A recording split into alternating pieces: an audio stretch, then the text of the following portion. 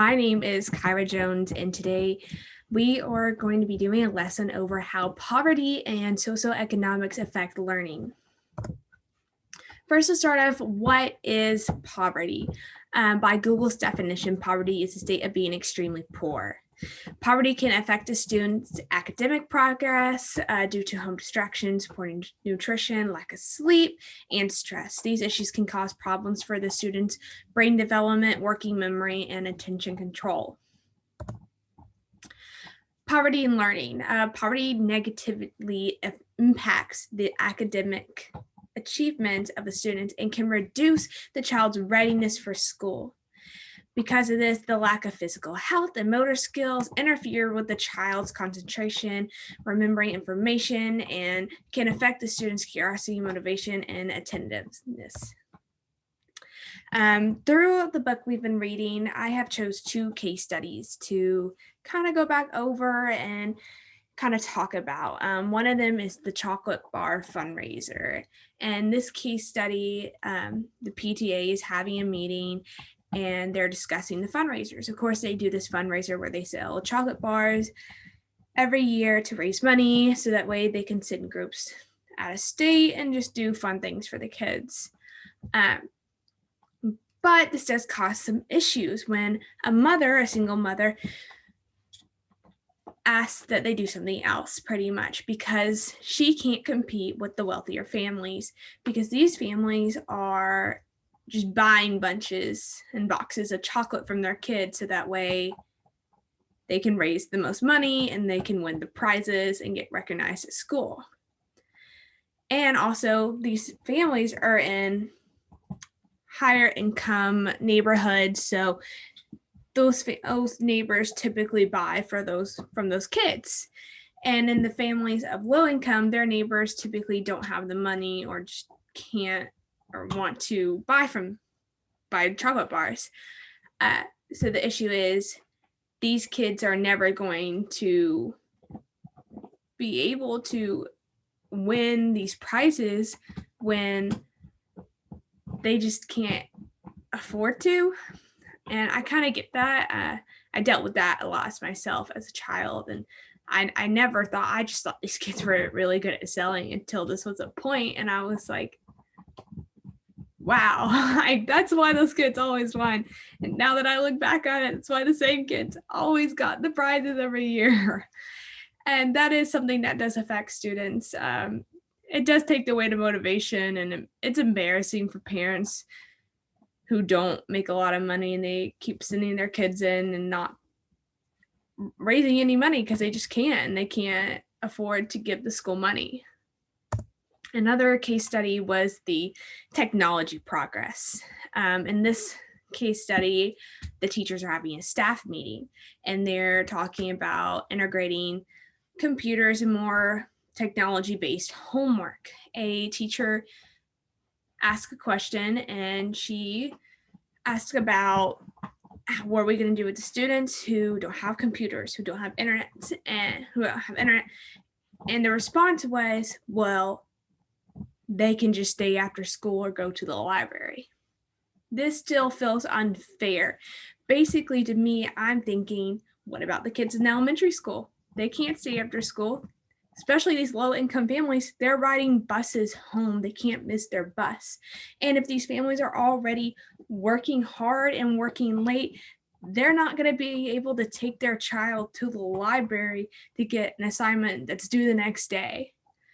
And for teachers to just say it's their problem is kind of an issue, and that's something that pushes kids away from school, because if I can't complete assignment and it's always feeling like it's my fault, I no longer feel like school is fun and learning is fun. It feels like a chore and something that I'm forced to do.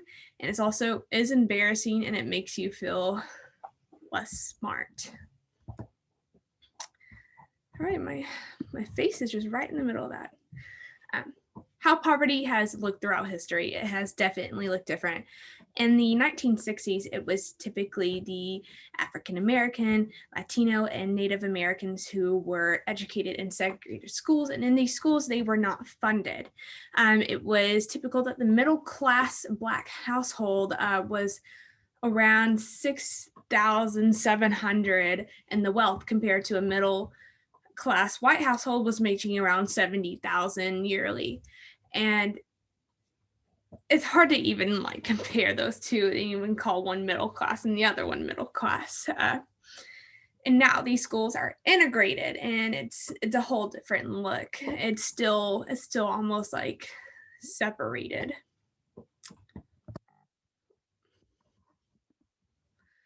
I like to go over some stereotypes. A lot of it's teachers, it's other parents, and they look at these poor families and they think that they don't value education. They think that poor people are lazy. They think these people are ineffective and inattentive parents, and poor people are substance abusers. Oh, there we go, and right in the middle. We need to understand these stereotypes. We need to acknowledge that these are not true. Though there is some cases where maybe they are true, but we can't just apply it to everyone.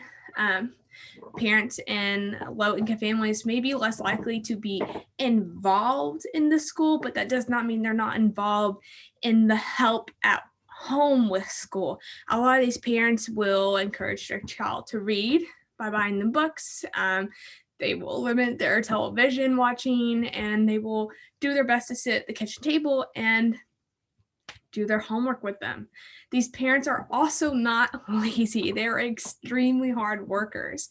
They may not be making as much, but they are definitely working just as much, if not more. It's typical that these families are working on an average 2,500 hours per week, which is roughly equivalent to 1.2 full-time jobs. And if you count parenting as one, you could just say those are 2.5 full-time jobs. In order to agree that poor people are ineffective and inattentive parents, you would have to ignore the fact that the low-income youth, they can't afford to put their child on a soccer team. They may seem like they're not doing much for their child, but they just can't afford to. I personally, I'm a twin, so it was always double the pay. So if we wanted to do soccer, basketball, or gymnastics, we typically didn't, unless they would work with my mom and say, well, I'll charge you for one child and you can have both in. It made things a lot harder because it wasn't just paying for one, it was paying for two. And if you already didn't make a lot of money, it's already hard enough to pay for the one. Researchers have found that routinely that low-income parents and guardians are extremely attentive to their child's needs, despite the many barriers that they must overcome to provide for their families. What am I doing wrong? How do we communicate with these students living in poverty? We know a lot of times that these kids can have rough attitudes, and that's to be expected. Sometimes these families do, or these children do come from families where they don't see their parents a lot, or maybe it's a little rougher at home, and we as teachers have to step up and be there for them, but we have to be able to communicate with them first. The first step is, after reading this article about this principal who came to a new school, that it was a rough school, and how she connected with her students. She said, first is you tell them you love them. She said some of them don't get to hear that. Let them know that they are loved by you, that they are loved by the staff, that they are loved by the school, and that they are cared for when they walk into that building. By doing this too, you give them expectations. You tell them you expect them to come to class. You tell them you expect them to have their homework done. And it's not just you telling the class, okay, guys, I expect you to bring your homework in tomorrow. Be direct with that child. You want to be direct with them and tell them, hey, tomorrow I do expect you to come in with your homework completed, and I expect it to be completed well. And that, especially after they know that you care about them, it's not you nagging them at this point. It's like almost like a coach who's telling you, hey, I expect you to come here tomorrow ready to work, ready to play hard at this game. And they do, because their coach has showed compassion and love and shows that they're interested into that child's life. Not only do we need to have expectations for these children, but we have to get to know them as people. We don't just know them as a student, we need to know them of who they are, ask them questions, get to know their personal life. And it might be hard, but ask them, how's your day today? How's your mom? Or what are you doing after school today? Let them know that you are listening, that you are intrigued into their life, and sooner or later they're going to be more open and be able to communicate with you. And this is not just family or socialize, it's teaching wise. If I feel comfortable with a teacher who's been asking me about my life, I'm also going to feel more comfortable to ask them questions about my assignments, ask them questions about how to do it. If I'm doing it wrong, if I'm confused about something, I'll feel more comfortable with them, staying with them one-on-one and learning. Even if they ask me, do you understand? And I don't, I feel comfortable to be like, I know you just explained it to me twice now, but I still don't understand. Can you explain it one more time? And that is how, as teachers, we are going to be able to communicate and create relationships with our students. Now, our lesson has come to an end, and we're going to do a little overview. What have we learned? Through this lesson, we have learned that poverty affects students' academics. We learned that African Americans and other non-white students make up the majority of the students in poverty. We also learned the stereotypes of these students in poverty are not true.